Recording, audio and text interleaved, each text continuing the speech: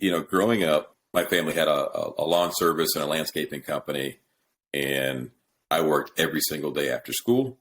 My dad would make sure the truck came back around on the route. So when I walked through the door, he picked me up, and I worked until the sun went down and after. And then I worked every Saturday, and then Sundays off, we go to church, right?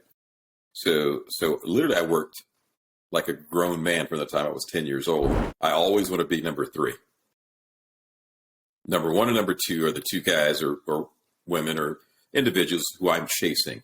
So power is a thing that can be, you've got to evolve in order to use it properly. Jeff Stearns, connected through cars. If they're bigwigs, we'll have them on the show. And yes, we'll talk about cars and everything else. Here he is now, Jeff Stearns. We must evolve to possess power and success. Yes. Give us a little. Yeah. So I like to give examples, like tie stories in, that way you can visualize it. So I'll give an example. And just a little backstory before I make this statement, because it'll sound like I'm going to lead this if I don't set this up properly. So, growing up, my family had a lawn service and a landscaping company, and I worked every single day after school. My dad would make sure the truck came back around on the route. So when I walked through the door, he picked me up, and I worked until the sun went down and after. And then I worked every Saturday, and then Sundays off, we go to church, right? So literally I worked like a grown man from the time I was 10 years old until I left, my house. And so when I say this comment, it's not meant to be, I grew up with a silver spoon and I'm some type of the Prince of Zamunda or Wakanda. I prefer Wakanda anyway. So, because I'm not. It's not where it came from. But with that said, as you continually socioeconomically evolve in the world, you're going to start separating yourself from individuals who aren't as focused as you are, who aren't as driven as you are, who have not had the experiences you've had. One of my podcasts, the Rule of Five, and it talks about how I always want to be number three. Number one and number two are the two guys or women or individuals who I'm chasing, who have proven success, who are doing what I aspire to do. And so I always have two people that I'm looking towards, that I'm either drifting or learning from in some way. And then I have two very aggressive individuals who are number 4 and 5. Those individuals are chasing me, and they're going to keep me sharp on the other end. And eventually positions change. Maybe I pass the number 1 and 2, and I'm the new number 1, and I'm going to find another 1 and 2 that become individuals who I am aspiring to accomplish what they've accomplished. But I always want to keep myself in the middle of the pack. Now, going back again to you've got to grow into possessing a certain amount of power and presence and wherewithal.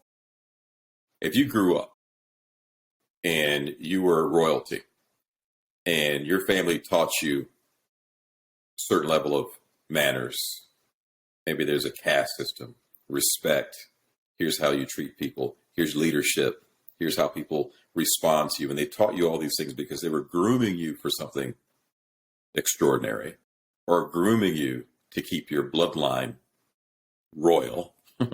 Okay. In a sense, you're a little bit different. You've been taught to handle power.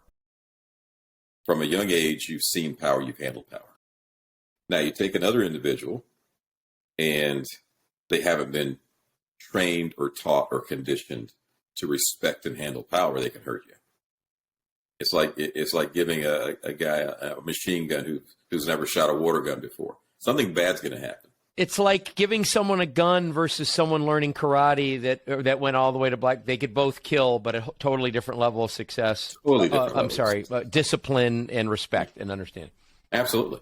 So power is an interesting thing. It's almost like in the military. When you hear someone say, their rank isn't high enough to have that type of information, and it's for a reason. An individual that may know they're leading men and women to combat and only half of them may come back. There's a certain level of responsibility and respect and the way a code of ethics and code of honor and every single decision that person makes, they're going to make it cautiously, knowing what's at stake. You give someone that data who doesn't understand combat, who doesn't understand strategy, who doesn't understand a chain of command or the big picture and the big vision, and they may panic and everyone gets killed or a nation falls because they haven't been prepared to be able to handle, process, and demonstrate the right response at the right time. So power is a thing that can be, absolute power corrupts, as they say.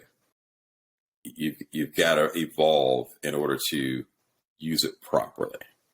And someone who is immature, as soon as they're given power, they normally go backwards instead of forward so they can go and wipe out the people who affected them in their past.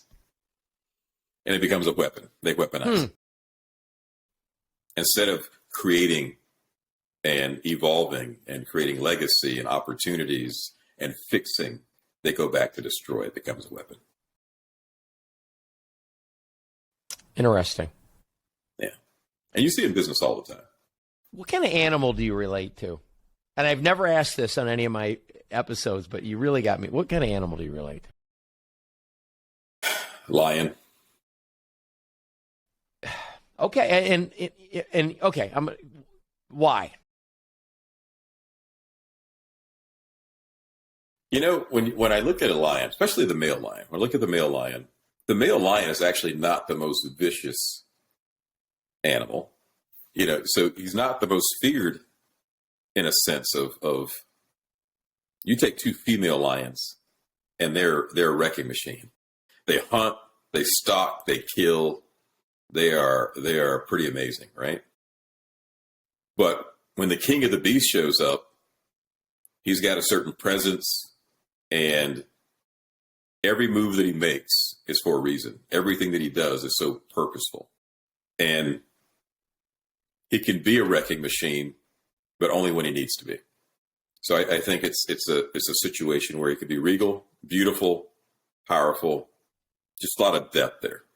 So here's what I thought of. Have you ever been to Africa? I haven't. I plan on going soon, though. Going to Ethiopia. I recommend Africa. Okay. I spent 5 days in a tent in Kenya there. And it was photo safari.